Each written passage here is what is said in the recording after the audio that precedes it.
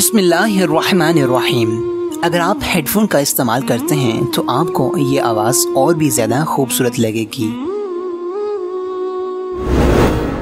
हज़रत अब्दुल्ला बिन मसूद रज़ी अल्लाह ताला अन्हु ने बयान किया कि एक साहिब ने अर्ज़ किया, या रसूल अल्लाह, कौन सा गुनाह अल्लाह के नज़दीक सबसे बड़ा है? फरमाया कि तुम अल्लाह की इबादत में किसी को भी साची बनाओ हालांकि तुम्हें अल्लाह ने पैदा किया। पूछा, फिर कौन सा अमल? फरमाया कि तुम अपने बच्चे को इस खौफ से मार डालो कि वो तुम्हारे साथ खाएगा। पूछा, फिर कौन सा अमल? फरमाया कि तुम अपने पड़ोसी की बीवी से ज़िना करो।